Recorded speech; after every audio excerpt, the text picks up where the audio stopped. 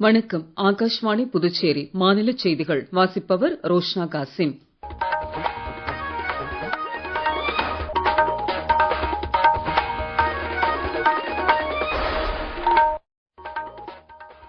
தலைப்புச் செய்திகள்.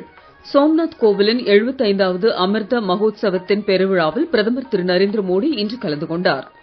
தேசிய தொழில்நுட்ப தினம் இன்று கொண்டாடப்படுகிறது. புதுச்சேரியில் மீண்டும் முதலமைச்சராக திரு ரங்கசாமி வருகிற 13ஆம் தேதி பதவியேற்க உள்ளார். காரைக்கால் மாவட்டத்தில் 2026-27ஆம் ஆண்டிற்கான மக்கள் தொகை கணக்கெடுப்பு பணிகள் முழுவீச்சில் தொடங்கியுள்ளன. இனி விரிவான செய்திகள். ஆன்மீக நம்பிக்கையின் சின்னமாக சோம்நாத் கோவில் திகழ்கிறது என்று பிரதமர் திரு நரேந்திர மோடி தெரிவித்துள்ளார். குஜராத் மாநிலத்தில் உள்ள சோம்நாத் கோவிலின் 75வது அமிர்த மஹோத்சவத்தின் பெருவிழாவில் இன்று கலந்து கொண்டு பேசிய அவர், இந்த கோவில் புனித தன்மையின் அடையாளமாக திகழ்கிறது என்று கூறினார். பழமையை கொண்டாடும் விழாவாக மட்டுமல்லாமல் அடுத்த 1000 ஆண்டுக்கான நாட்டின் உத்வேகத்திற்கான விழாவாகவும் இது திகழ்கிறது என்று அவர் மேலும் கூறினார். வேர்களோடு இணைந்திருந்தால் மட்டுமே ஒரு தேசம் நீண்ட காலம் வலுவாக இருக்க முடியும் என்பதை இந்த ஆலயம் நினைவூட்டுவதாக குறிப்பிட்டார். நாட்டின் முதலாவது 3 அணுசக்தி பரிசோதனைகள் நடைபெற்ற இத்தினத்தில் நம் நாட்டு விஞ்ஞானிகளின் திறன்கள் உலகம் முழுவதற்கும் வெளிப்படுத்தப்பட்டதாக எடுத்துரைத்தார். இந்த அணுசக்தி சோதனைகள் மூலம் நாட்டின் அரசியல் நிலைப்பாடும் தீர்க்கமான முடிவும் உலக நாடுகளுக்கு பறைசாற்றப்பட்டதாகவும் பிரதமர் குறிப்பிட்டார். முன்னதாக சோம்நாத் ஆலயத்திற்கு பேரணியாக சென்ற பிரதமரை மக்கள் உற்சாகமாக வாழ்த்தி வரவேற்றனர். சர்தார் வல்லபாய் பட்டேலின் ஒற்றுமை சிலையில் மலரஞ்சலி செலுத்தினார். இந்த பேரணியில் குஜராத் முதலமைச்சர் திரு பூபேந்திர பட்டேல், துணை முதலமைச்சர் திரு ஹர்ஷ் சங்வி உள்ளிட்டோர் கலந்து கொண்டனர். ஜோதிர்லிங்க சிறப்பு பூஜையில் அவர் கலந்து கொண்டார். நாட்டின் 11 புனித நீர்நிலைகளில் இருந்து கொண்டு வரப்பட்ட புனித நீரை கொண்டு கோவில் கும்பாபிஷேகம் நடைபெற்றது. இவ்விழாவின் கொடியேற்றத்திலும் பிரதமர் கலந்து கொண்டார். தேசிய தொழில்நுட்ப தினம் இன்று கொண்டாடப்படுகிறது. இந்நாளையொட்டி குடியரசு துணைத் தலைவர் திரு சி.பி. ராதாகிருஷ்ணன், பிரதமர் திரு நரேந்திர மோடி, மத்திய அமைச்சர்கள் திரு ராஜ்நாத் சிங், திரு அமித்ஷா உள்ளிட்டோர் நாட்டின் விஞ்ஞானிகளுக்கு வாழ்த்து தெரிவித்துள்ளனர். இது குறித்த கூடுதல் தகவல்கள். குடியரசு துணைத் தலைவர் திரு சி.பி. ராதாகிருஷ்ணன் வெளியிட்டுள்ள சமூக ஊடக பதிவில் போக்ரான் அணு ஆயுத சோதனை வெற்றிகரமாக நடத்தப்பட்டதை இந்நாள் குறிப்பதாக எடுத்துரைத்தார். பிரதமர் வெளியிட்டுள்ள பதிவில் 1998ஆம் ஆண்டு வெற்றிகரமாக நடைபெற்ற போக்ரான் சோதனையில் இந்தியாவின் கடின உழைப்பையும் விஞ்ஞானிகளின் அளப்பரிய அர்ப்பணிப்பையும் நாடு பெருமிதத்துடன் நினைவு கூறுவதாக குறிப்பிட்டுள்ளார். மேலும் மத்திய அமைச்சர்கள் திரு அமித்ஷா, திரு ராஜ்நாத் சிங், டாக்டர் ஜிதேந்திர சிங் ஆகியோர் வெளியிட்டுள்ள செய்தியில் நாட்டின் வளர்ச்சியை முன்னெடுத்து செல்லும் விஞ்ஞானிகளின் புதுமையான சிந்தனைகளையும் விடாமுயற்சியையும் பாராட்டி வாழ்த்து தெரிவித்துள்ளனர்.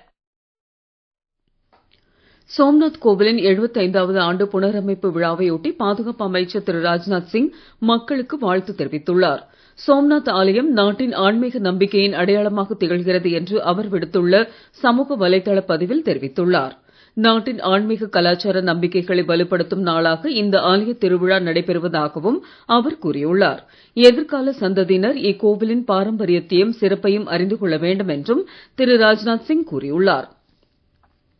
உலகளாவிய பொருளாதார நெருக்கடியை கருத்தில் கொண்டு மக்களும் தொழில் வர்த்தகத் துறையினரும் அந்நிய செலவாணிக்கு உட்படுத்தப்படும் பொருட்கள் மீதான செலவை கணிசமாக குறைக்க வேண்டும் என்று தகவல் ஒலிபரப்புத்துறை அமைச்சர் திரு அஸ்வினி வைஷ்ணவ் கேட்டுக் கொண்டுள்ளார்.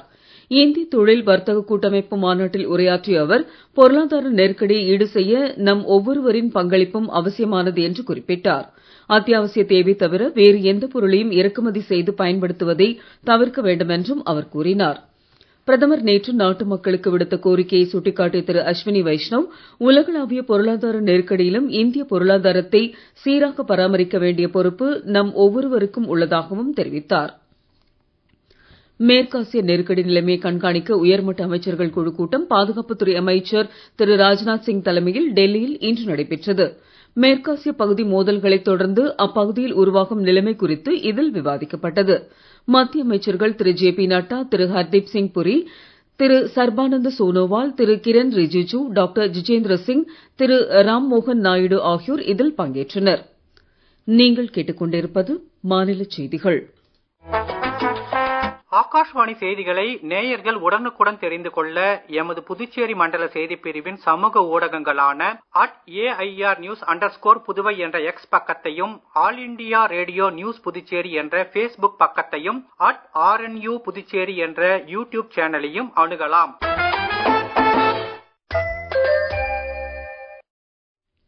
செய்திகள் தொடர்கின்றன. புதுச்சேரியில் நடந்து முடிந்த சட்டமன்ற தேர்தலில் தேசிய ஜனநாயக கூட்டணி மீண்டும் வெற்றி பெற்றுள்ளதால் மீண்டும் முதலமைச்சராக திரு ரங்கசாமி பதவியேற்க உள்ளார். வருகிற 13ஆம் தேதி ஆளுநர் மாளிகையில் துணைநிலை ஆளுநர் திரு கைலாஷ்நாதன் பதவிப் பிரமாணம் செய்து வைக்க உள்ளார். இந்த பதவியேற்பு விழாவில் பாஜக தேசிய தலைவர் திரு நிதின் நபீன் கலந்து கொள்ள உள்ளார். மேலும் முதலமைச்சரின் பதவியேற்பு விழாவில் மத்திய அமைச்சர் டாக்டர் மன்சுக் மாண்டவியா, மேலிட பொறுப்பாளர் திரு நிர்மல் குமார் சுரானா ஆகியோர் பங்கேற்க உள்ளனர். காரைக்கால் மாவட்டத்தில் 2026-2027 ஆண்டிற்கான மக்கள் தொகை கணக்கெடுப்பு பணிகள் முழுவீச்சில் தொடங்கியுள்ளன. இதுகுறித்து கூடுதல் தகவல்கள். மாவட்ட ஆட்சியர் மற்றும் முதன்மை சென்சஸ் அலுவலர் திருமதி இஷிதா ராட்டி தலைமையில் நடைபெறும் இப்பணியின் முதற்கட்டமாக வரும் ஜூன் 1ஆம் தேதி முதல் ஜூன் 30ஆம் தேதி வரை கட்டிடங்கள் மற்றும் வீடுகள் பற்றிய விவரங்கள் சேகரிக்கப்பட உள்ளன. இதனைத் தொடர்ந்து 2ஆம் கட்டமாக 2027 பிப்ரவரி மாதம் மக்கள் தொகை கணக்கெடுப்பு நடைபெற உள்ளது.